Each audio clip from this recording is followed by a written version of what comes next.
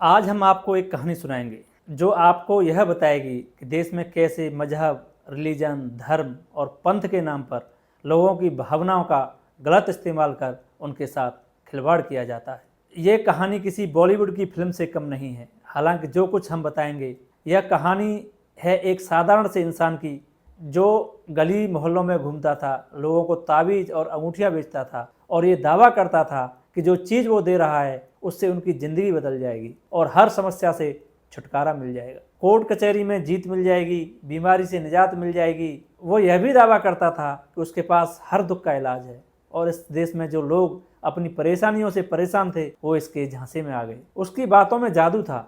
उसने लोगों की आस्था को हथियार बना लिया। शब्दों के जाल के चलते उसे ख्याति मिली, लोग उसे चमत्कारी मानने लगे। वो गांव का प्रधान बन बैठा।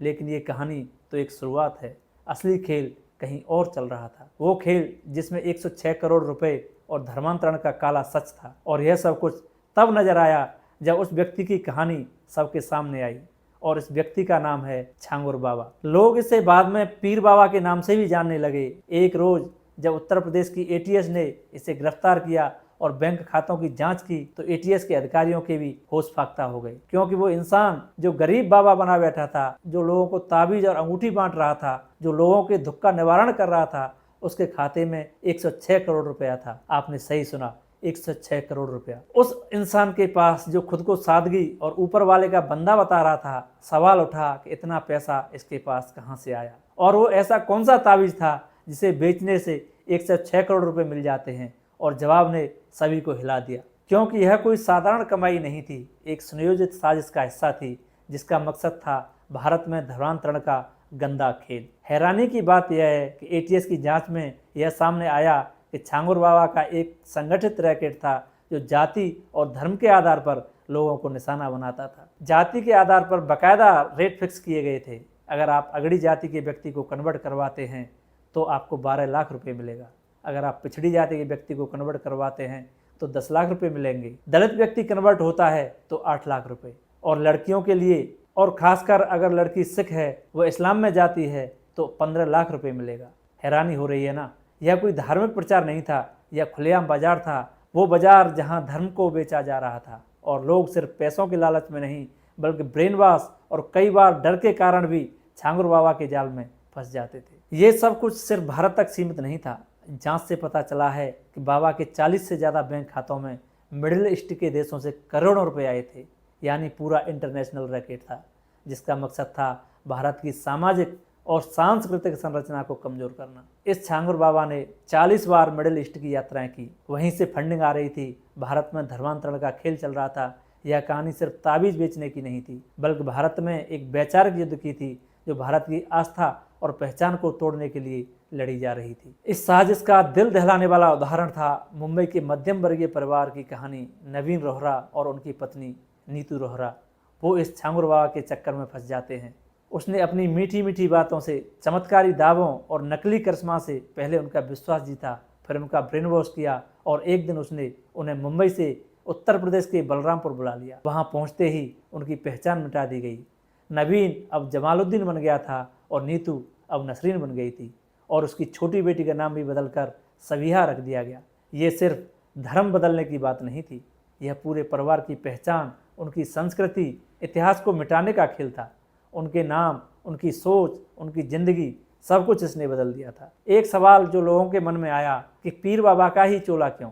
हिंदुस्तान में पीर और दरगाह एक ऐसा स्थान है जहाँ पर हिंदू और मुसलमान दोनों अपनी आस्था से जाते हैं, दोनों मन्नत मांगते हैं, दोनों चादर चढ़ाते हैं, अक्सर अपनी परेशानी का हल ढूंढते हैं। और जब परेशानी ज़्यादा हो जाती है तो अक्सर चालबाज जो होते हैं इमोशंस का फ़ायदा उठाते हैं और इस छांगुर ने भी वही किया। लोगों की भावनाओं का फ़ायदा उठाया और फिर लोगों के करीब गया, भरोसा जीता और उनकी सोच बदलना शुरू किया।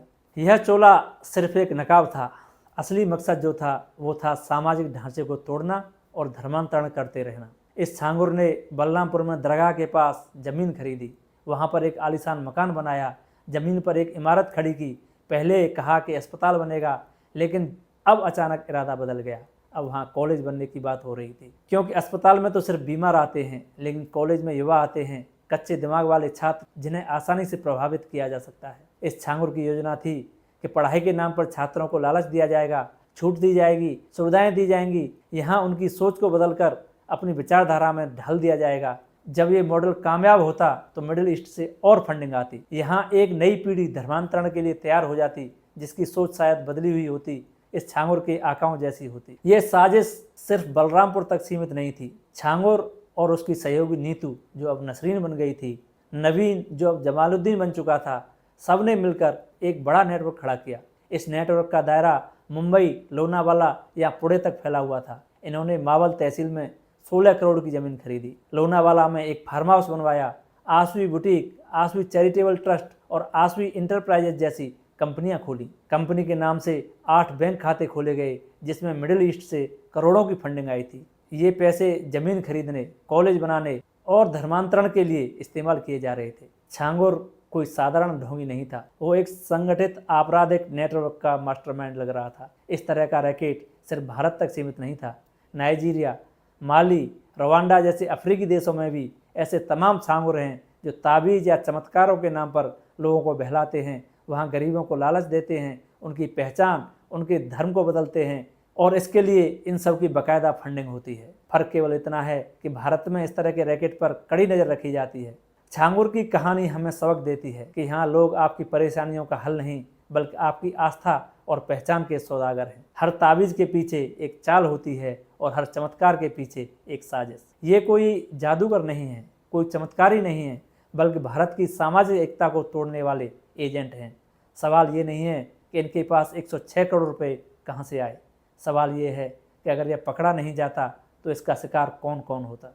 शायद आप या आपका कोई करीबी। इसलिए अगली बार आप किसी भी व्यक्ति पर आंख बंद करके भरोसा करें और ये सोचें कि किसी चमत्कार से आपकी समस्या दूर कर देगा, आपकी गरीबी दूर कर देगा, तो ये ज़रूर सोचिएगा कि उसके पीछे उसका मकसद क्या है। क्योंकि इन दिनों आपकी आस्था का फ़ायदा उठाने वालों की कमी नहीं है। क्या पता वो किसी संगठित अपराध की चाल चल रहा हो।